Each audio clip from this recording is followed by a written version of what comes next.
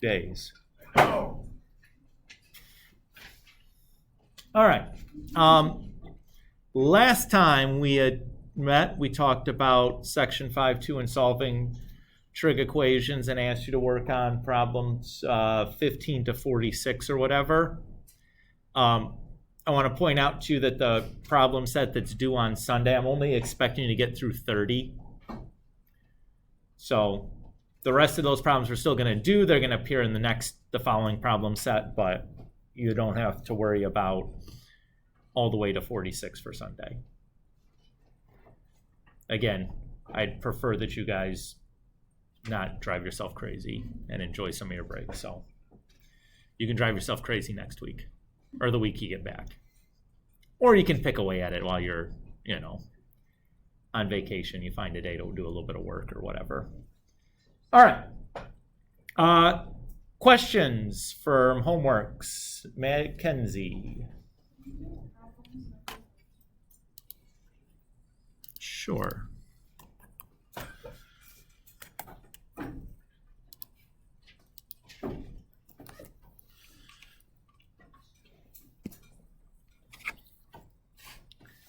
Okay.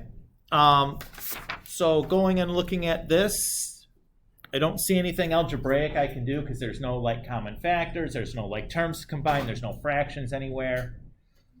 So there's nothing algebraic really to do to start this problem. So we'll go straight to identities.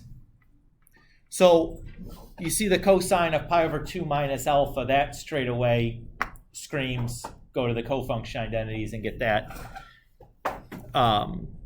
out of there. So if I do that, I get that that's sine alpha. So that's good. The sine alpha in the beginning, there's nothing I really probably want to do with that because the only thing I could conceivably do is turn it into a fraction. That feels like it's going to make it worse. Right? I could make that 1 over cosecant, but now I have fractions and I'm not really thinking that's probably where I'd want to go. So that leaves me with tangent times cosine. Conceivably, something could cancel there because you have two things multiplied together. I can either pick tangent to be 1 over cotangent. That doesn't seem very productive because it doesn't have a cosine in it. Or I could pick it to be sine over cosine.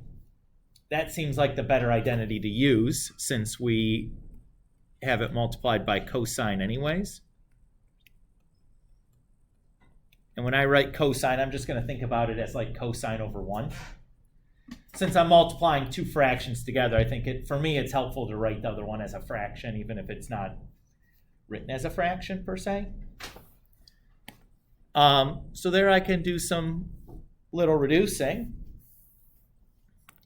So I'm left with sine alpha minus sine alpha plus sine alpha. And when I just combine my like terms, I'm left with sine alpha. And that's it. Does that feel okay, Mackenzie? Follow up on this one. Okay. Ava, next question. Are we expected to memorize all the basic identities? So here's what I said before on this, that for this chapter, no. Okay. Going forward past this chapter, yes. Okay. So again, I don't expect you to instantaneously have these things memorized in chapter 4, having done no work with them, right?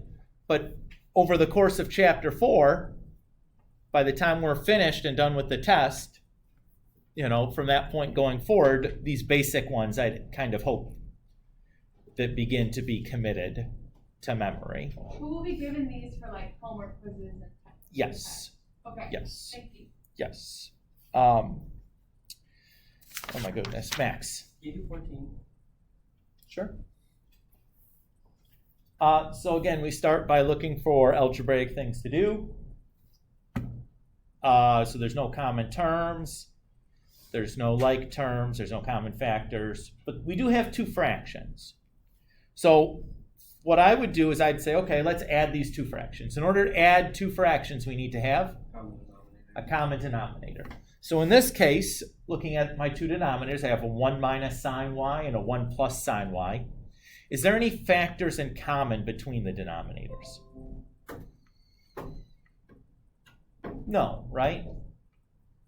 It'd be like if one of the denominators is 1 minus x and the other is 1 plus x, right? There's no common factor there. So my common denominator is just going to be the product of the two.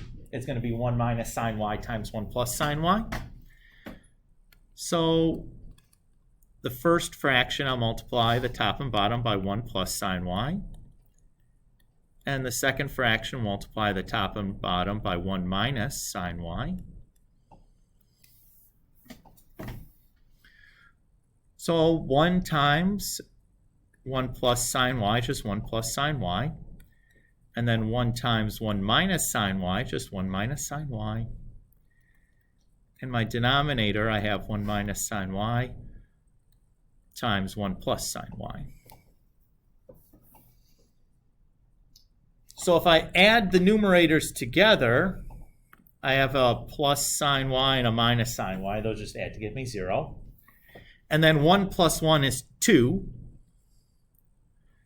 So at this point, I can tell that nothing is going to reduce with the denominator, right? Yeah. So let's go ahead and multiply that denominator out. Maybe there's some identity or something I can I can use on that because there's no identity the way it was currently written.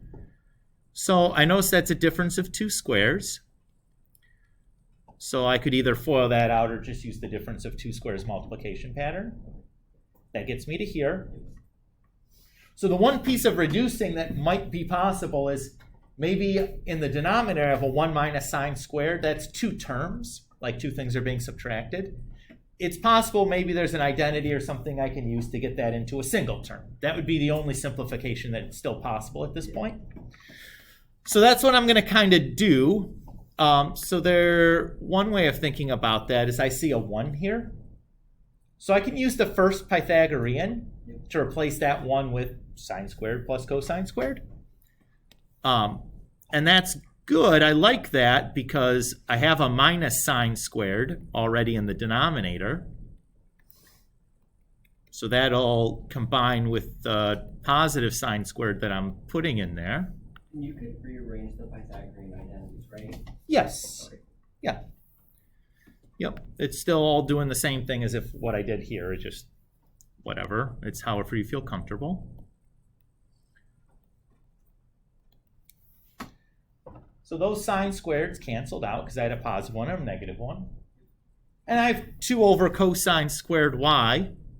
Probably the way that I want to think about this is really 2 times 1 over cosine squared y. That just makes it a little bit easier to see that I'm going to use a reciprocal identity. Okay, yeah. As soon as I see like a 1 over something, I should start screaming reciprocal identities. So I look at my sheet and I see that 1 over cosine is secant. So 1 over cosine squared is secant squared. And the 2 we still have out in front. So, Thank you. Sure. Ella. So I have like a general question about like some of the identities. Yeah, go ahead. So for like the quotient identities, Mm-hmm. can you like could you like change them where you could like multiply like cosine over 1 and like make like sine equals cosine times change it? I cannot like manipulate them. So I would say that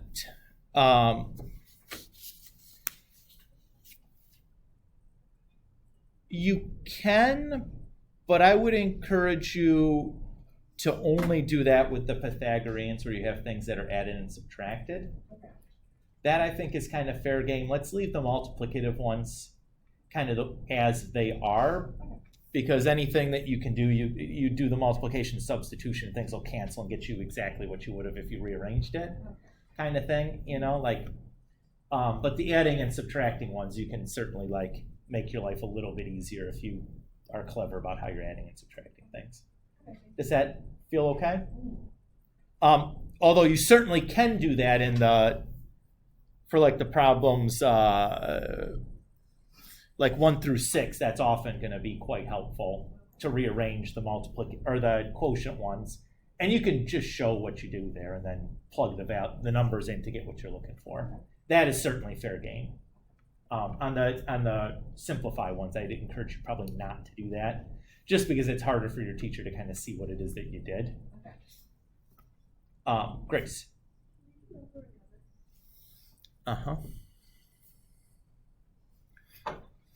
Okay, so first thing we might look for is something algebraic to do. I have a fraction, but the numerator has an addition problem, so there's nothing I can reduce, right? I look to combine like terms, and everything is different. I look for a greatest common factor, and there isn't anything, so there's no algebraic things to do. So go to identities, and I see stuff that's squared, right? That with addition or subtraction going on there. So the first thing I'm going to be doing is looking at the Pythagoreans. So specifically, I see that I have a sine squared plus cosine squared. Doesn't have to be right next to each other for addition, because addition is commutative. You can kind of do it in whatever order you want. So I know that that's equal to 1.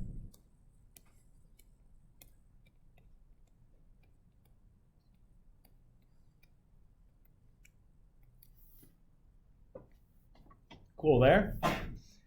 Again, in the numerator, I have 1 plus something squared. That, again, screams Pythagoreans.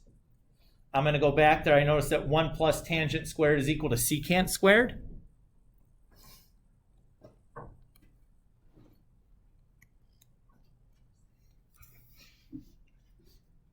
And now there's some obvious algebraic thing to do, right? This is a fraction that can be reduced.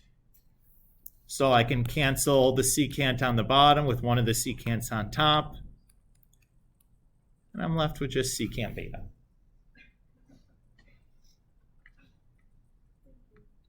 Does that feel okay, Grace? Sure. Paul, what's up?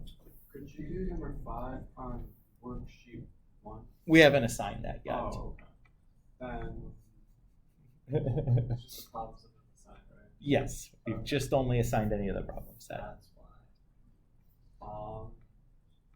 Could you just go over, I guess, number 3 on problems? Okay.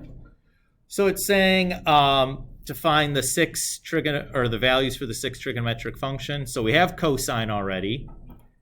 Since we have cosine, we get secant basically for free because we know they're reciprocals.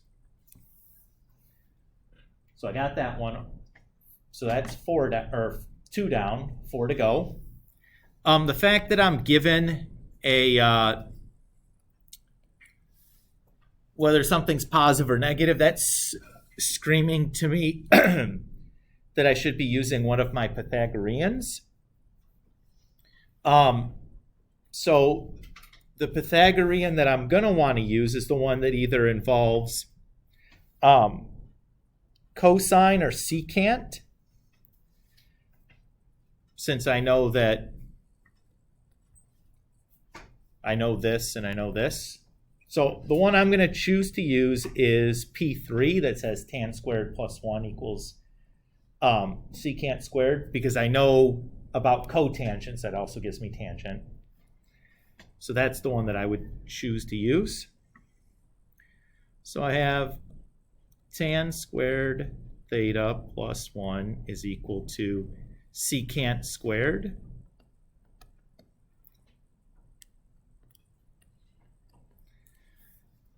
So 4 over 3 squared is 16 over 9. I subtract the 1 from both sides. That gives me 17 over 9. And then I square root both sides. So I have plus or minus square root 7 over 3. And since I know that cotangent is negative, tangent is also negative, so I can conclude that.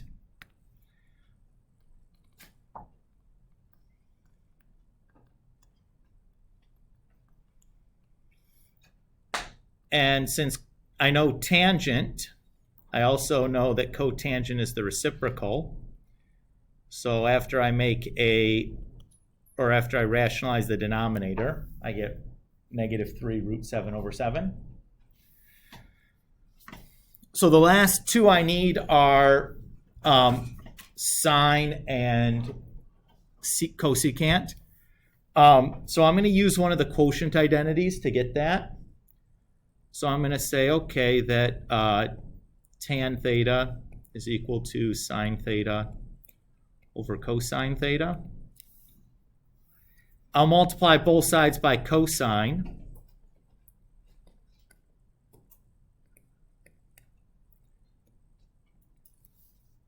Because I know both cosine and tangent. So if I multiply cosine and tangent together, I get negative root 7 over 4. And then cosecant is the reciprocal, so that's going to be negative 4 root 7 over 7 when I rationalize the denominator. Okay, makes more sense. So you're just looking at the trig identities to find like tangent from, or like what tangent would be off of like cosine. Yeah, and basically just the first step is find the Pythagorean that uses one of the identities that you know, and you can infer the positive or negative from the other piece that you're given. And then from there, you can kind of fill things in, and you'll probably end up using a quotient identity at the end. Okay. Because that's, you typically either get sine or cosine right away. And then to get the other one, we're going to use one of the quotient identities to kind of pull the piece out that you need. Could you scroll down to 13 seconds again? Grace, what's up?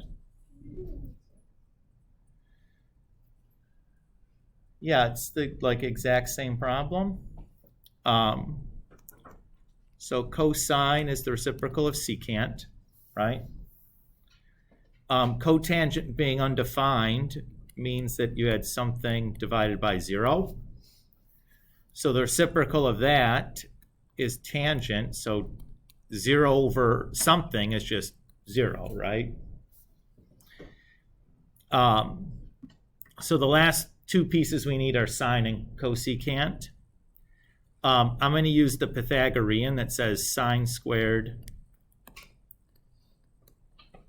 plus cosine squared is equal to 1.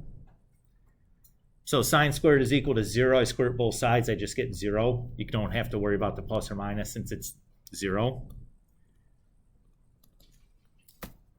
And then cosecant is the reciprocal of that, which is undefined.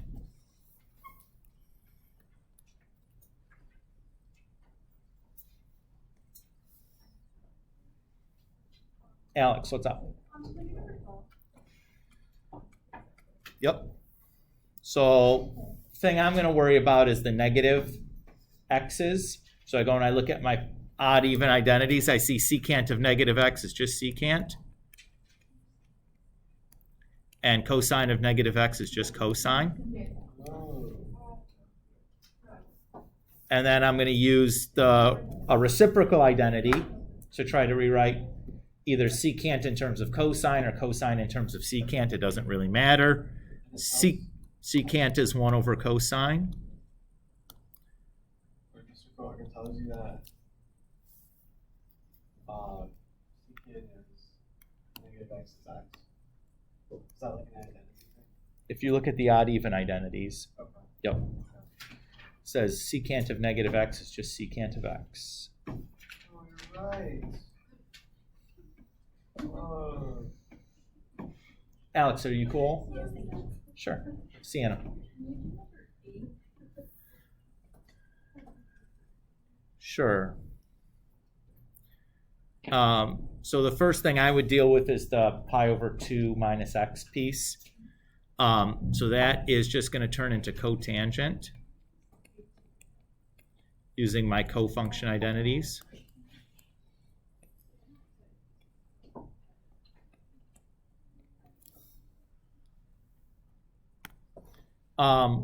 So I can also reduce my cosecants right away. So I'm actually going to think about this now as cotangent times 1 over cosecant rather than as a fraction. And the reason I want to do that is because I'm going to use the quotient identity to rewrite cotangent in terms of cosecants. I don't like having fractions on top of fractions if I can avoid it.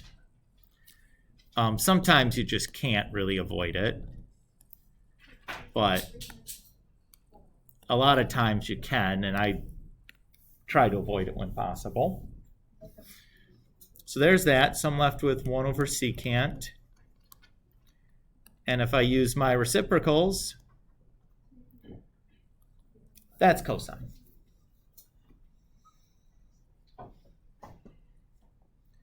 Okie dokie.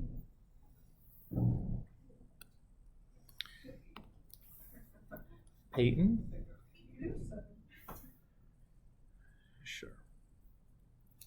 So I'm going to go and look for, there's obviously no thing algebraic to do, right? Because you just have two things multiplied together. They're not like terms. So it's identity time.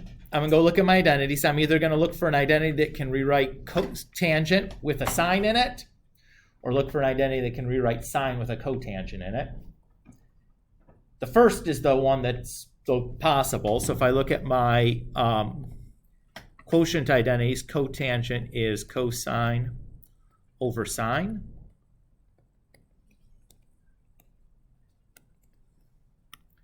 So sines can cancel. And I'm just left with cosine u, and there's nothing I can do past that. So that's all she wrote. Cool? That was the quotient identity, or one of the quotient identities, Q2. That's what I used, that cotangent is cosine over sine. Sophia. Do we have to write, want us to write which identity we use, like Q1, Q2? No.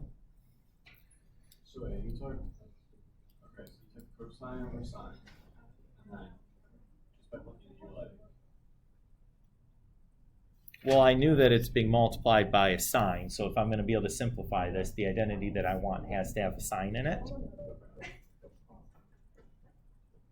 So that's why I see. that's why I picked that one. Alrighty. Let's talk about section 5.3. And then we'll stop and do the do this homework quiz.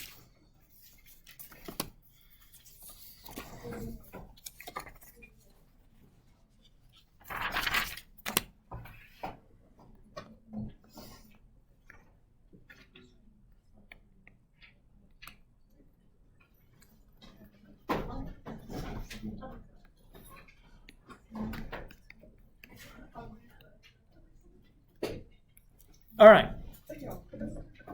So section 5.3 is about proving these identities.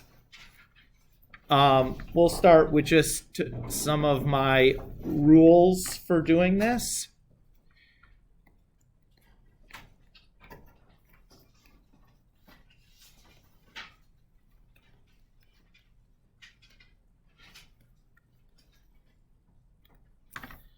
The first rule is the only hard rule for me, and it's just that you can only work on one side of the identity. So you're not allowed to work a little on the left side, a little on the right side, and meet somewhere in the middle. You can only work on either all left side or all right side. You have your freedom to choose which one you want to use.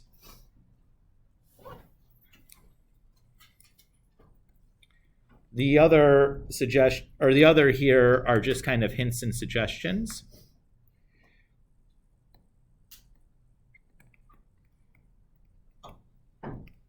So the second one is begin with the more complicated side.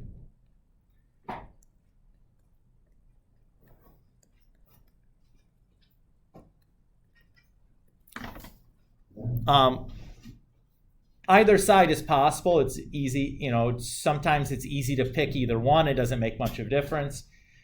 Sometimes it makes a big difference and it's much easier. In general, I find that students have an easier time going from like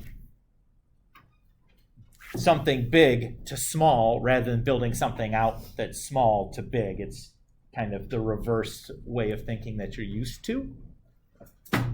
So typically starting with the more complicated side is the better route for students. Number 3, when in doubt, convert everything to sines and cosines.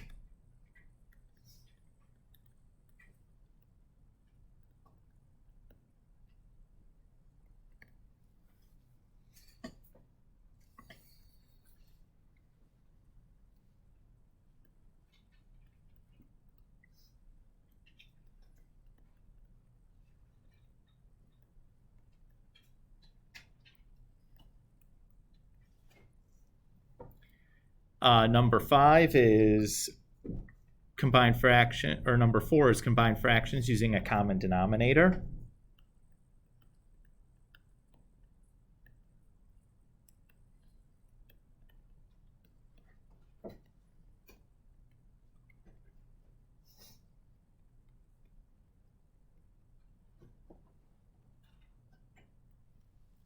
Number 5 is the difference of 2 squares is your friend.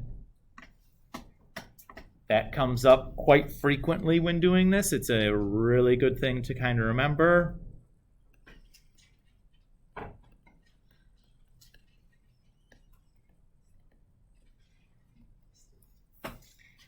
And the last one is eye on the prize. So once you've picked the side you're working on, always keep the other side in mind, like where you're trying to get to.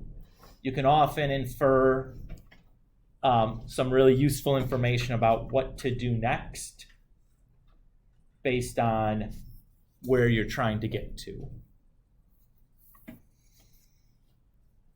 Okie dokie. So really the only hard rule is the first rule. The other ones are just kind of suggestions there to kind of help. All right. Let's do a couple of examples.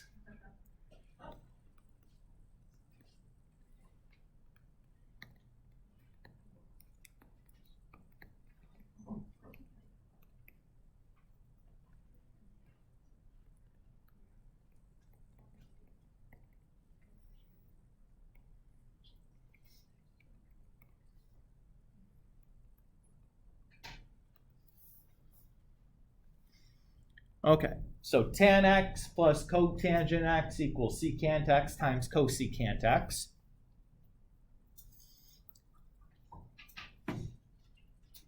First thing we should do is decide which side we want to work on.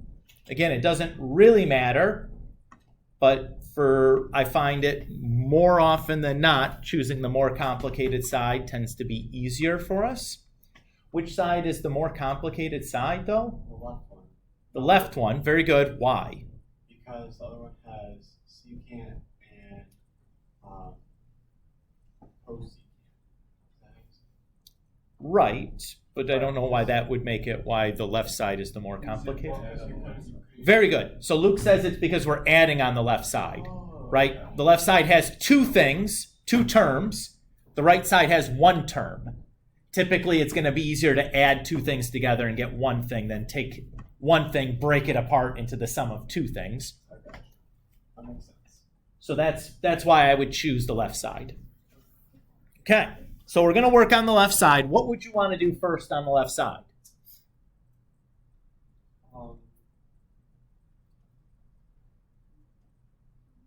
Sounds like you're stuck.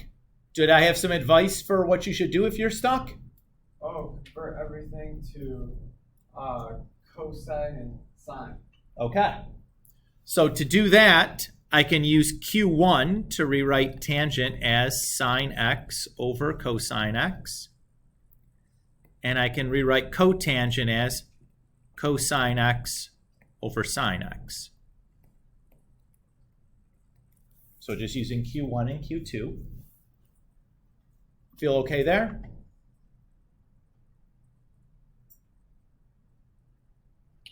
Okay, what should we do next? Make a common denominator. Very good. What would the common denominator be in this situation? Cosine x times sine x. So the first fraction we need to multiply by sine x over sine x, and the second fraction by cosine x over cosine x.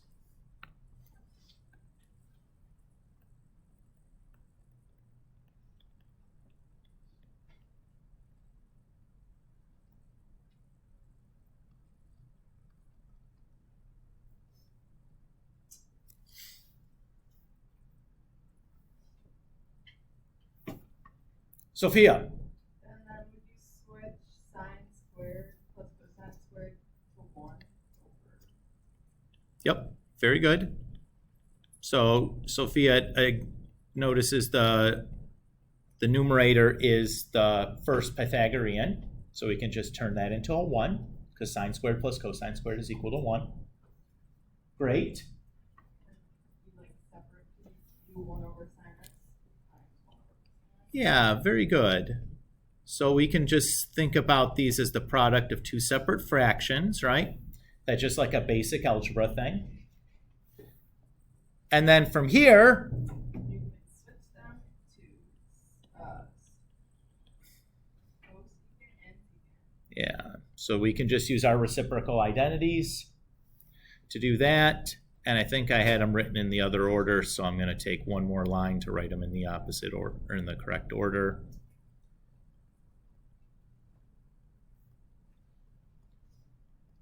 And that completes our proof.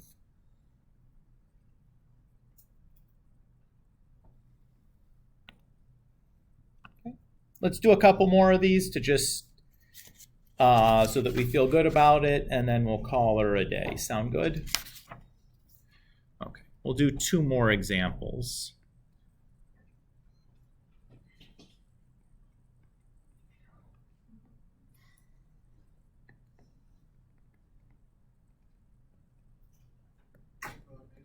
Absolutely.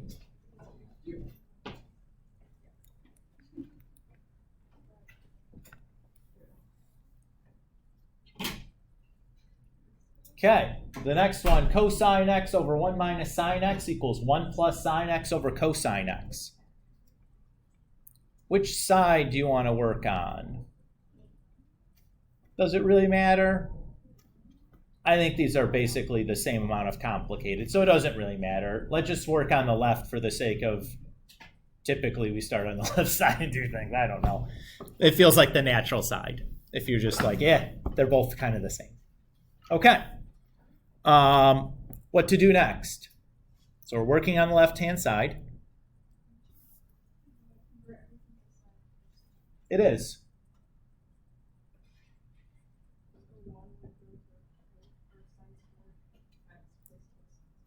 Ooh, I would not do that.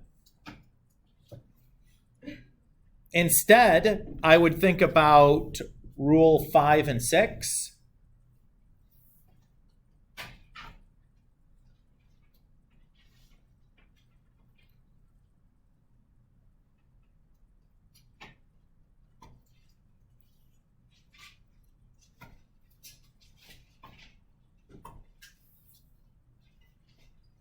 Mia?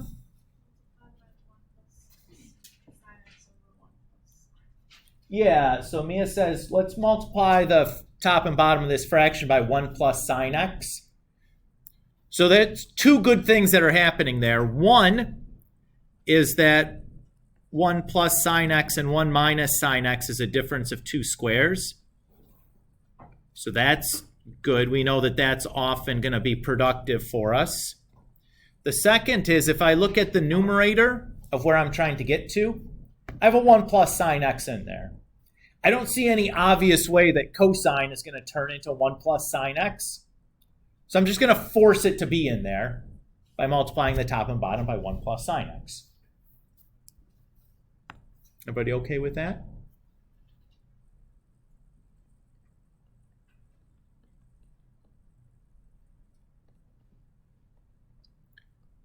When we multiply that denominator out, that's a difference of 2 squares.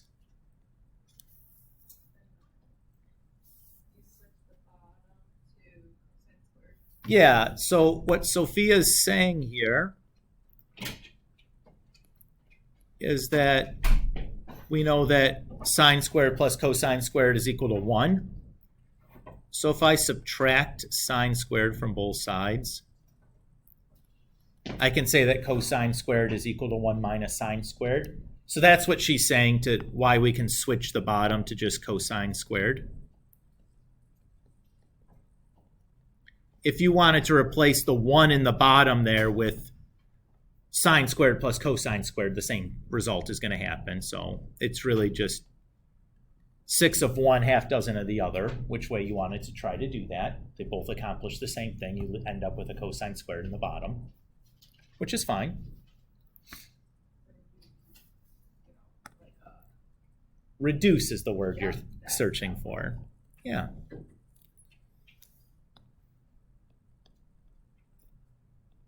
And we're done.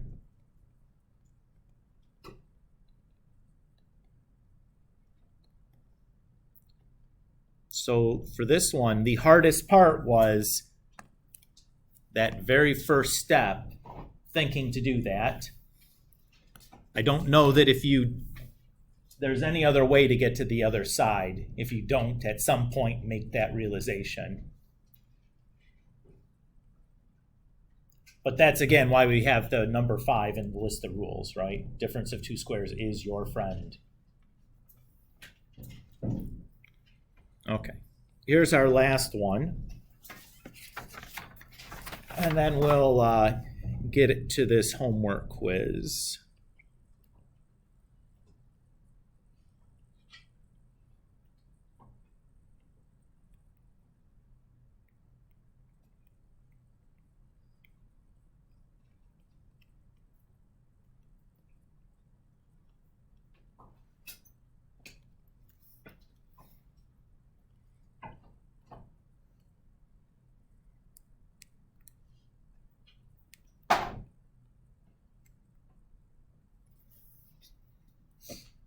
So I have sine squared times cosine, or sine squared alpha times cosine to the 5th alpha equals the quantity sine squared alpha minus 2 sine to the 4th alpha plus sine to the 6th alpha, all times cosine alpha.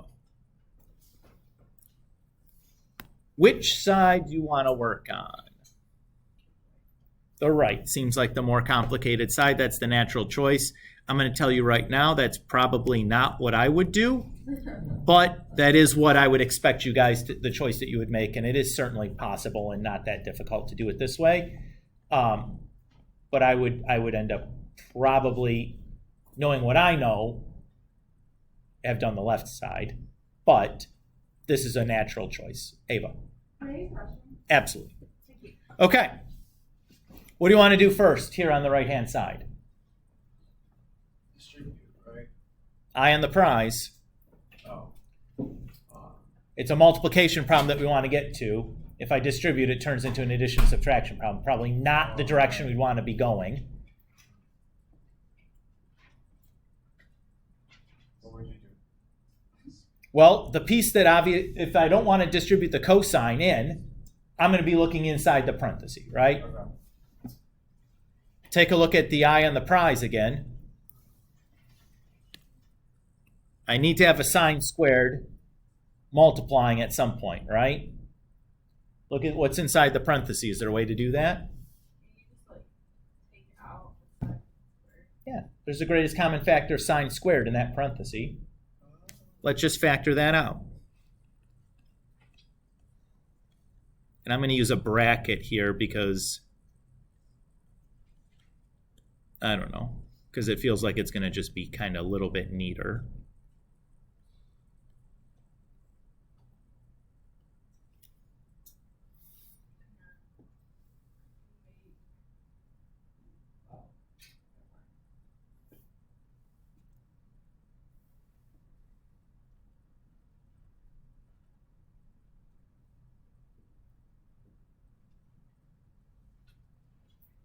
Okay, so we have the sine squareds, right? We got that part squared away. Everybody agree? Why is there 1 minus like a 1 bracket? Because when I factored the sine squared out, it becomes a 1. Yeah. So let's look at what else we have here. We have cosine to the 5th. We have one of our cosines right there. So somehow this stuff is going to have to turn into cosine to the 4th, right? Everybody agree? This has to happen. I don't know if that helps at all. How many terms do you have inside that bracket? 3. What other algebraic thing have you run into before that always has 3 terms? Like, Quadratic. right? Does this look kind of like a quadratic? It's in the quadratic form, right? It's constant squared to the fourth. That's something in the quadratic form, right? So we probably can factor this. It should be easy to factor because the leading coefficient is 1, right? So two things that multiply to give us 1 and add to give us -2. -1 and -1, right?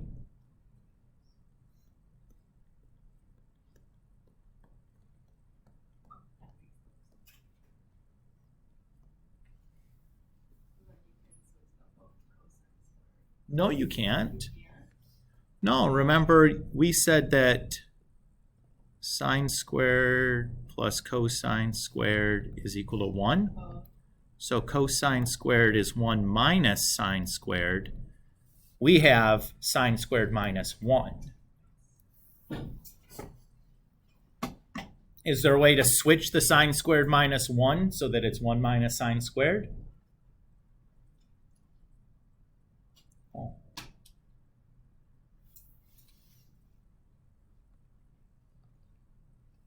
This is such an easy trick.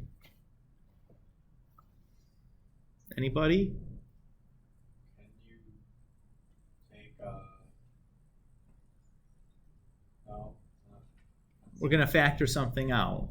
Oh, that's what I was thinking. What should I factor out? A -1, right? That's, And that'll just cause the signs to flip. The SIGNs to flip. I guess I should say it that way, right? yeah.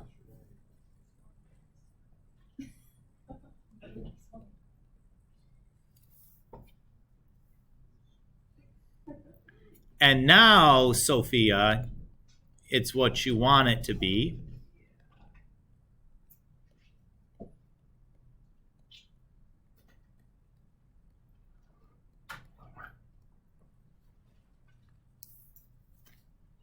And if you multiply everything together, negative times negative is positive, so the negatives cancel out. Cosine squared, and cosine to the first become cosine to the fifth. And we have exactly what we need.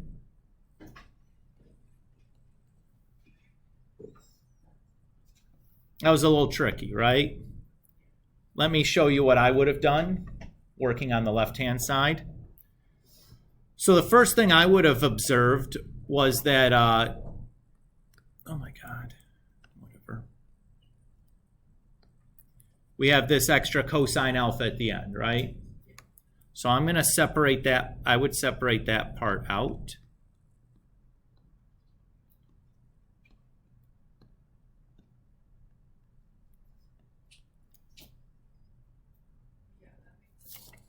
And then I'm going to rewrite cosine squared, or cosine of the fourth as cosine squared squared. And then I'm going to replace that with 1 minus sine squareds. And then I FOIL that out.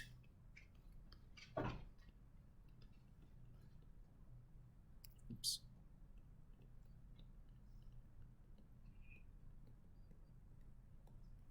And then I distribute the sine through and I'm done, or the sine squared through and I'm done.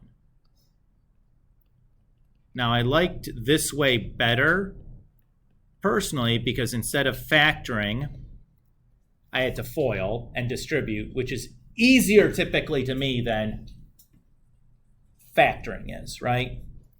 Distribute and FOIL is easier than factoring, generally. But without having done a bunch of these kinds of problems before, it's unlikely you would make that observation in the beginning. The reason why I thought that it might be easier to use this side in this case is because they're both multiplication problems. It's just two things multiplied together. In that case, it really is screaming at me to get something big into something small when it's just a multiplication problem. I'm going to have to factor. The reverse, to get something small to something big, we're going to have to expand or FOIL or something. And I'd rather FOIL than factor. I find that easier. But you saw that was possible both ways, right? Okay. At this point, you guys should be able to finish the problem set out and do 47 to 62. Obviously, that's not due for this Sunday, but it'll be due the Sunday you guys come back from break. So if you wanted to get a head start on that kind of thing, because you know you have Kairos or something else going on, I'm just letting you know now. Okay.